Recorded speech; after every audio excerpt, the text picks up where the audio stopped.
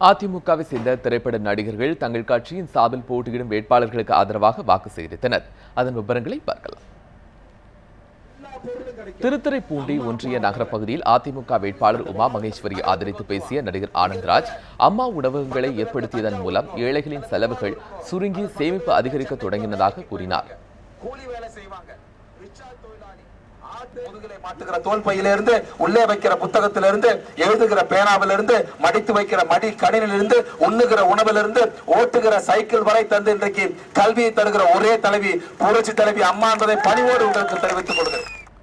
திருப்பூர் வடக்கு மற்றும் தெற்கு தொகுதிகளில் போட்டியிடும் அதிமுக வேட்பாளர்களை ஆதரித்து திரைப்பட நடிகையும் அதிமுக நட்சத்திர பேச்சாளருமான ஆர்த்தி பிரச்சாரத்தில் ஈடுபட்டார்.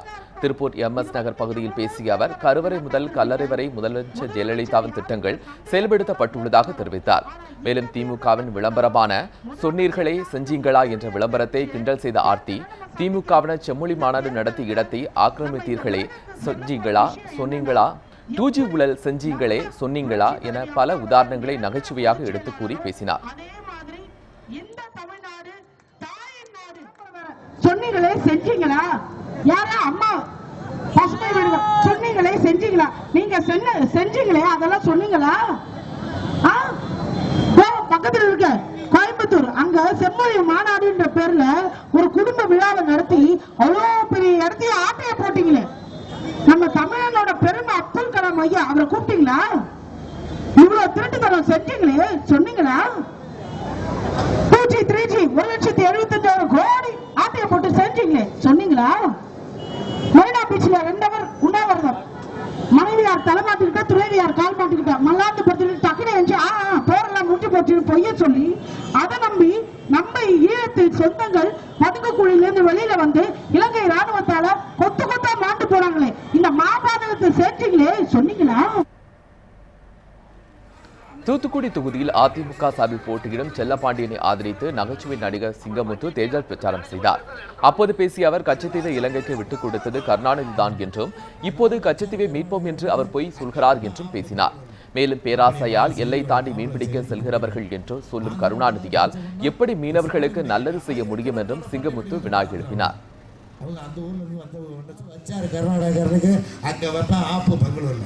கம்பெனியை மக செல்வியோட காம்ப்ளெக்ஸ் எழுத்து பூட்டினாங்க. ஆந்திராவுக்கு ஏதாவது பிரச்சனை பண்ணா இந்த ஸ்டாலினுடைய ஆயிரக்கணக்கான பண்ணை வீடுகள் இருக்கு ஆந்திராவில்.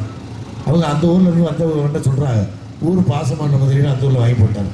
இப்படி உலக நாட்டில் பூரா முதலீட பண்ணி வச்சுவிட்டு தமிழ்நாட்டில் இன்னமும் பத்தாதுன்னு இந்த ஆளை 6வது முறையா ஒரு தடவை இருந்து இந்த தமிழ்நாட்டை புல்ரோசரை வச்சு அழிச்சுட்டு உழுது நட்டிட்டு போயிடுறேங்கிறாயா.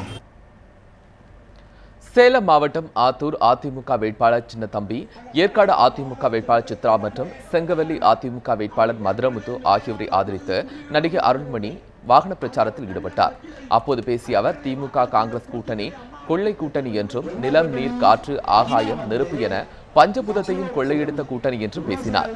மேலும் தேமுதிக மக்கள் நல கூட்டணியை கோமாளி கூட்டணி என்று விமர்சனம் செய்த அருண்மணி, எம்ஜிஆரின் பாடல்களை பாடி இரட்டை இலை சின்னத்திற்கு வாக்கு சேகரித்தார்.